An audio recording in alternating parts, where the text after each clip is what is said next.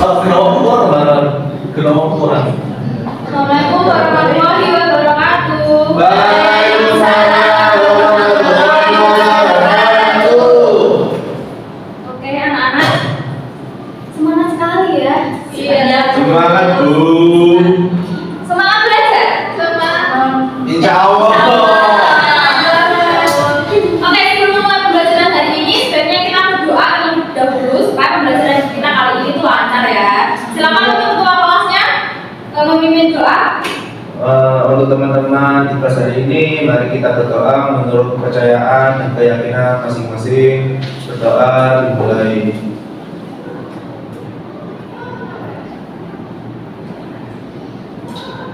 Doa selesai. Baik, terima kasih kepada ketua kelas karena sudah memimpin doa. Sebelum memulai pembelajaran, Ibu akan melakukan absen terlebih dahulu. Hari ini ada berapa? Ada.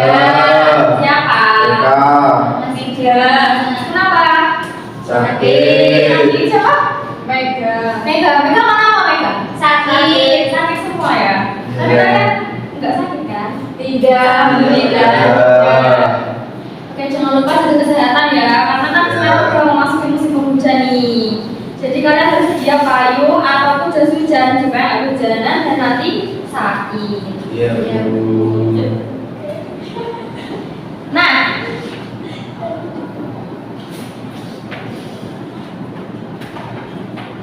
sebentar ya.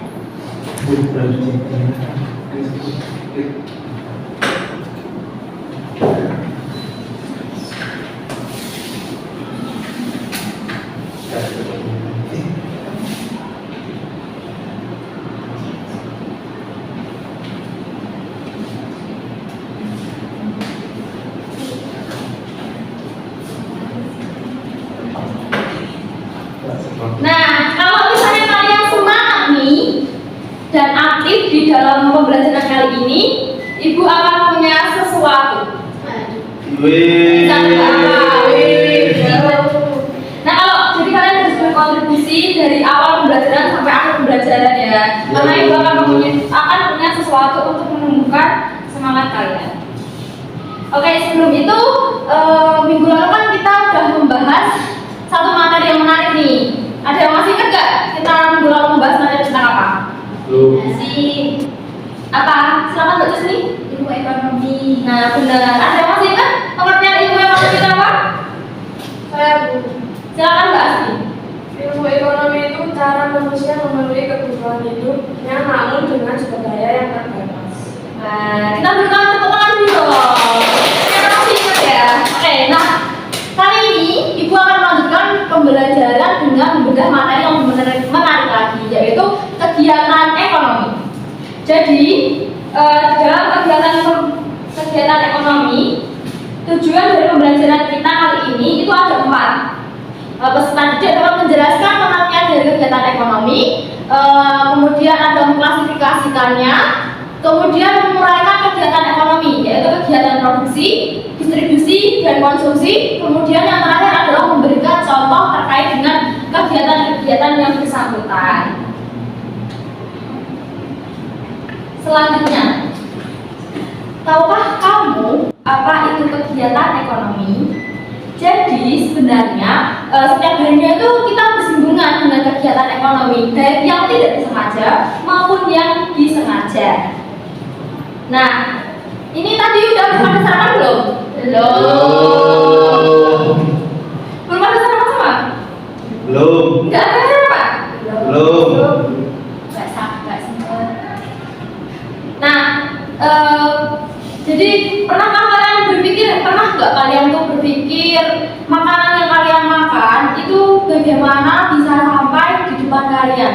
Bagaimana bisa sampai di meja makan kalian? Masak. Masak. Terus yang lainnya? Apa? Beli. Yang lainnya ada yang ingin menyumbangkan pendapat? Tidak ada. Nah, jadi sebenarnya itu terdapat proses-proses yang sangat panjang ya. Nah, ilustrasi tersebut itu merupakan ilustrasi dari kegiatan ekonomi. Oleh karena itu, ada yang tahu nggak apa itu kegiatan ekonomi dari ilustrasi yang telah Ibu jelaskan tadi? jual beli, Jual beli. Terus apa lagi? Silakan Mbak Asfi, ingin menunjukkan berapa?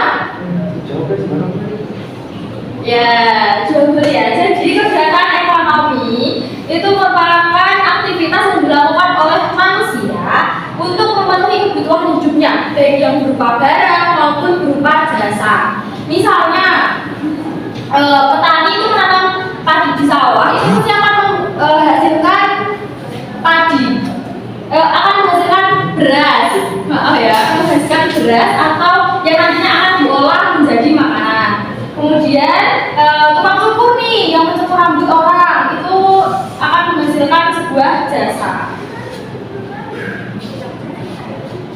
Kemudian setelah itu kalian boleh tolong amati gambar berikut ini. Kira-kira ini gambar apa ya? orang menjahit, Konveksi, menjahit. pabrik jahit, Kegiatan apa ini? Produksi. produksi. Nah, bisa kita boleh tepuk tangan dulu buat Mbak Putri. Jadi ini tuh merupakan kegiatan produksi. Sebelum lanjut nih, ada yang tahu nggak kegiatan produksi itu apa? Kegiatan untuk menciptakan sesuatu. Benar, tapi jawabannya benar tapi agak kurang tepat ya. Siapa lagi? Mbak Celia? Kegiatan produksi itu kegiatan mengolah bahan yang mentah menjadi bahan yang jadi. Oke, bagus Mbak Celia jawabannya. Terima kasih. Jadi kegiatan produksi itu sebenarnya adalah kegiatan untuk menghasilkan barang ataupun jasa. Nah, contoh-contoh dari kegiatan produksi ini adalah petani yang menanam padi, terus menjahit baju, tadi konveksi, terus ada pembuat roti yang kemudian akan dijual di pasar, itu merupakan kegiatan produksi. Nah, orangnya sendiri yang melakukan kegiatan produksi itu disebut dengan produsen. Kemudian, kalau ini kira-kira gambar apa? Paket, Paket, kurir, kargo.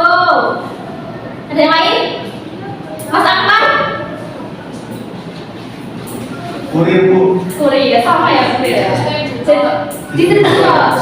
Distribusi. Ya benar untuk Mbak Asfi. Jadi teman sekali ya.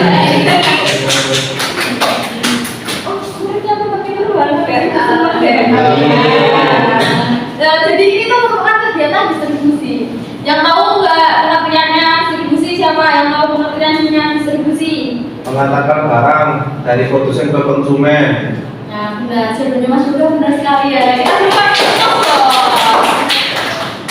jadi kegiatan distribusi ini merupakan kegiatan menyalurkan barang ataupun jasa dari tangan produsen itu ke tangan konsumen. Sebagai contohnya tadi yang dikatakan kurir e-commerce seperti Shopee, Tokopedia dan yang lainnya itu merupakan kegiatan distribusi. Pasti kalian kan udah nggak asing kan dengan kurir e-commerce. Kemudian ada beras yang diangkut ke pasar. Kan kalau misalnya petani itu kan tugasnya menanam padi. Nah, padi nanti itu akan dipanen. Nah, dari si petani ini padinya itu akan disalurkan ke pasar atau diangkut ke pasar. Itu merupakan kegiatan distribusi. Kemudian yang terakhir ini kegiatan apa? Jual beli. Yang lainnya konsumsi. Nah, jadi kalau kita bahas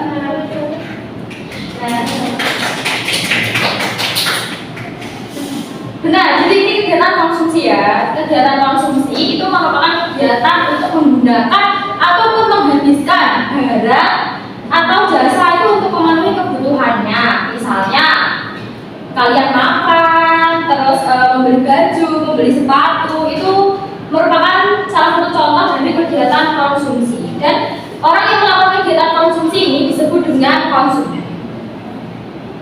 Oke, selanjutnya di sini ada yang ingin ditanyakan sampai di sini? Cukup. Tidak ada yang ditanyakan? Semuanya mengerti? Insya Allah mengerti. Oke, Oke ya, kalau semuanya mengerti, jadi kali ini Ibu akan membagi kalian ke dalam 2 kelompok dan satu kelompoknya itu terdiri dari 4 anggota. Nah nanti anggota kelompoknya itu kalian tidak boleh memilih, jadi kalian harus random secara acak dengan cara berhitung 1, 2, 1, 2, 1, 2. Nah kemudian kalian nanti bisa bergabung dengan kelompok kalian dan saya akan menampilkan kasus yang ada di video YouTube ini. Kalian bisa simak baik-baik. Kemudian saya akan memberikan soal yang berupa analisis dari video yang ada di YouTube ini. Nanti kalian bisa diskusikan dengan kelompok kalian dan kalian presentasikan di depan ya. Kira-kira waktu 15 menit cukup nggak? Cukup. Oke. Kita nonton dulu video YouTube. Benar.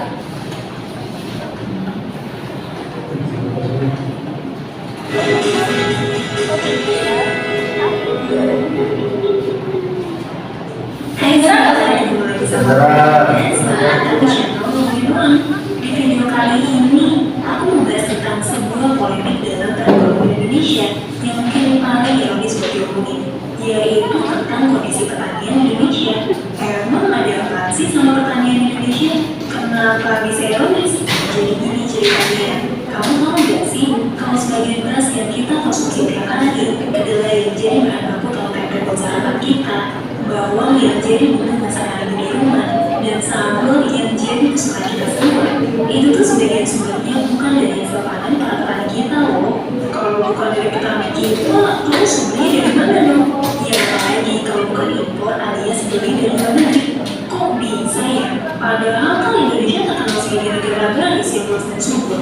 Tapi kok malah beli beras dan kedelai dari luar negeri sih? Apalagi hasil pertanian itu jadi bahan makanan pokok kita. Aku kasih gambaran lebih jauh ya tentang betapa ironisnya masalah pertanian kita. Negara kita tuh punya 25 juta hektar lahan subur buat lahan pertanian. Selain itu, Indonesia juga punya lahan buat agrikultur yang luasnya 8,3 juta hektar atau sekitar 33% dari total wilayah daratan Indonesia. Dengan lahan subur yang seluas itu, sebetulnya tanah Indonesia itu sangat kaya potensi. Soalnya cocok buat ditanami apa aja, mulai dari padi-padian, kopi-kopian, jagung, kopi, tebu, dan juga semua jenis tanaman eksotis dengan nilai ekonomi tinggi. Itu loh yang gue bikin bangsa Eropa rebutan wilayah di Nusantara selama ratusan tahun. Kalau kita lihat dari sisi potensi petani Indonesia, harusnya para petani kita bisa hidup sejahtera ya. Tapi ironisnya nih, kesejahteraan petani kita justru terus mengalami penurunan dari tahun ke tahun. Dan sejak tahun 2000, negara kita malah jadi importir bahan dasar pangan kayak beras, kedelai, bawang, cabai, dan masih banyak lagi. Wah, kok bisa ya kita tuh harus impor bahan dasar pangan kita dari luar negeri? Padahal kurang luas apa coba dari pertanian dan perkebunan kita? Dan kenapa juga petani kita kok nggak bisa meraup untung ya dari potensi kesuburan tanah Indonesia? Nah, di video ini aku Oke, nah sekarang kalian bisa membentuk kelompok ya dengan cara berhitung. Mulai dari silakan, mulai dari Mbak Celia. 1, 2, 1, 2, 1. Nah, kalau gitu kalian boleh bertemu dengan kelompok kalian masing-masing, membentuk lingkaran ya. Ya, ya Bu.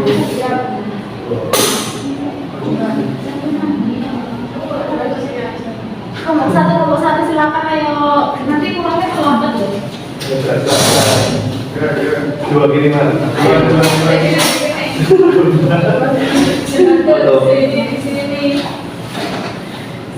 Yang satu. Satu.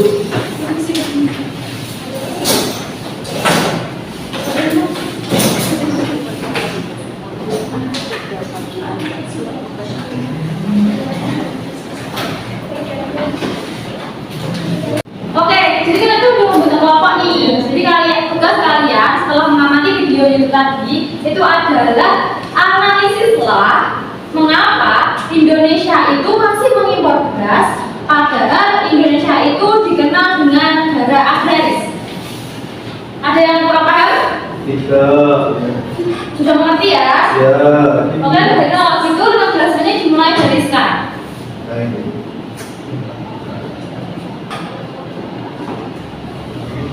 Terus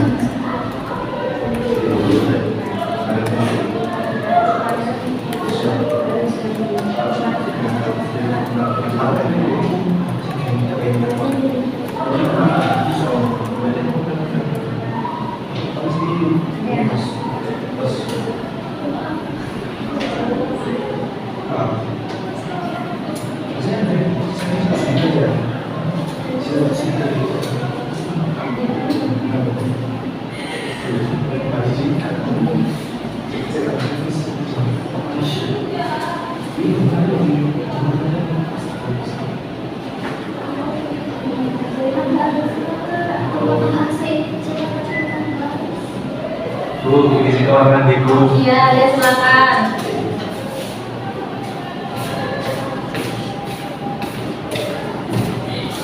Mbak Anissa, kenapa main satu terus ya? Enggak, Bu. Boleh saya minta HP-nya? Jangan main HP terus ya, kan ini langsung belajaran. Oke, Bu. Silakan lanjutkan lagi kerjaan kita lagi Kak.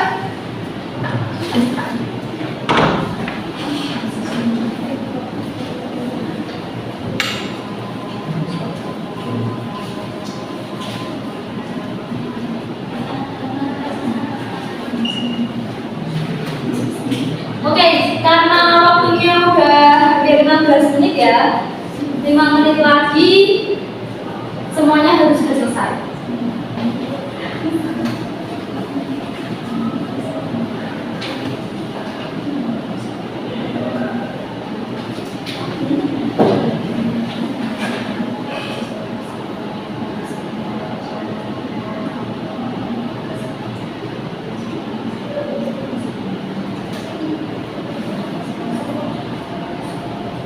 Oke, sudah selesai semuanya?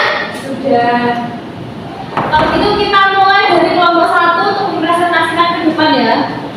Silakan.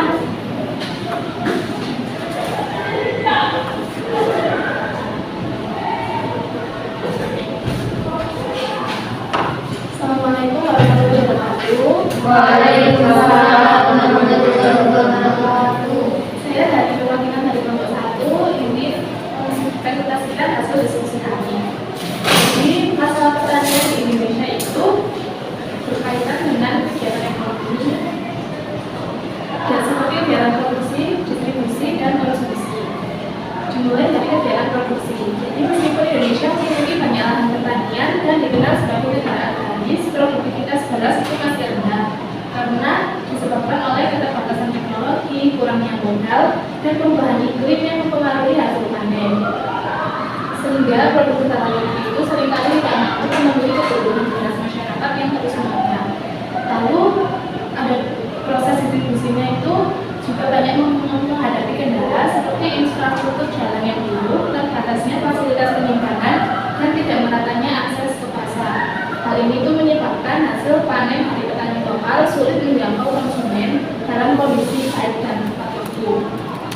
Lalu untuk dari kegiatan konsumsinya sendiri, beras itu menjadi makanan pokok mayoritas masyarakat Indonesia. Tingginya tingkat konsumsi beras menciptakan permintaan yang semakin besar di pasar. Jadi ketika produksi lokal tidak mencukupi, maka pemerintah akan mengimpor beras untuk memastikan ketersediaan dan stabilitas harga di pasar domestik. Sudah? Terima kasih, kita berikan tepuk tangan dulu untuk kelompok 1. Silakan kemudian melanjutkan dengan kelompok 2.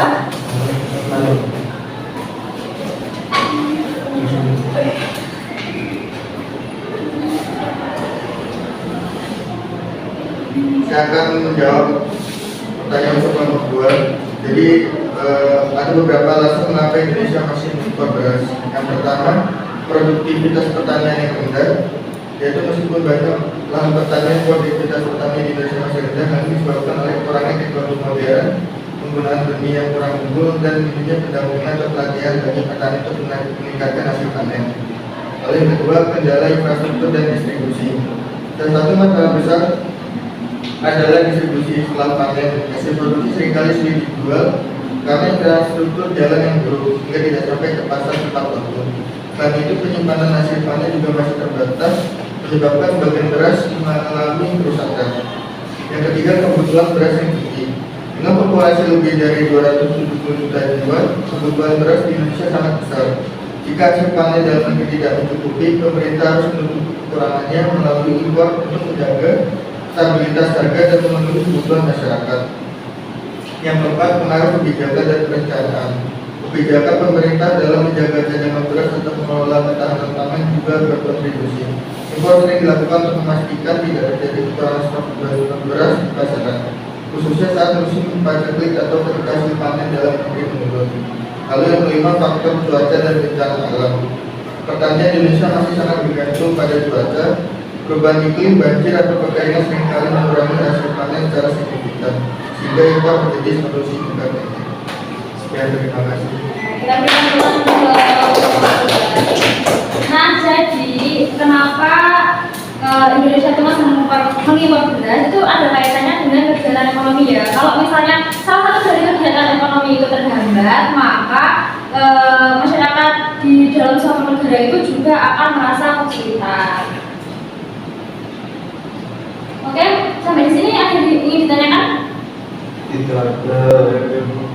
Kalau gitu, jadi kesimpulan pada pembelajaran hari ini, kegiatan ekonomi itu kan merupakan aktivitas yang dilakukan oleh manusia untuk memenuhi kebutuhan hidupnya, baik berupa barang maupun jasa. Yang terdapat 3 jenis dari kegiatan ekonomi sendiri, yaitu produksi, distribusi, dan konsumsi.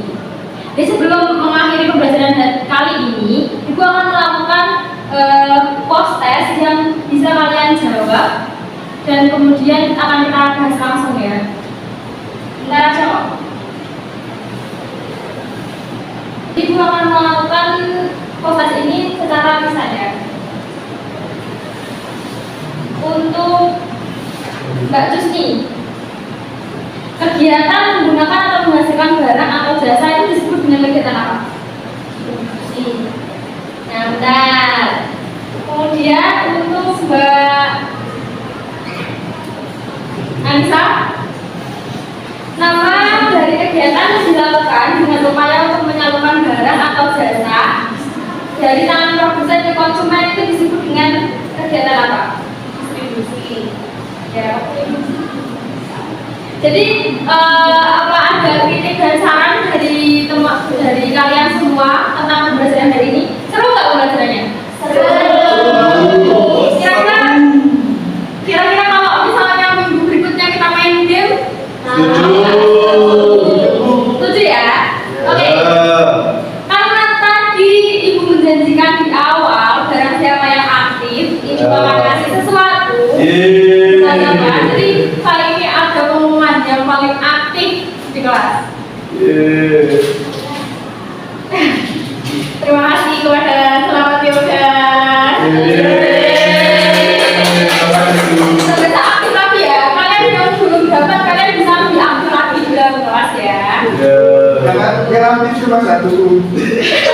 Iya, kan yang paling aktif ya. Yang kalau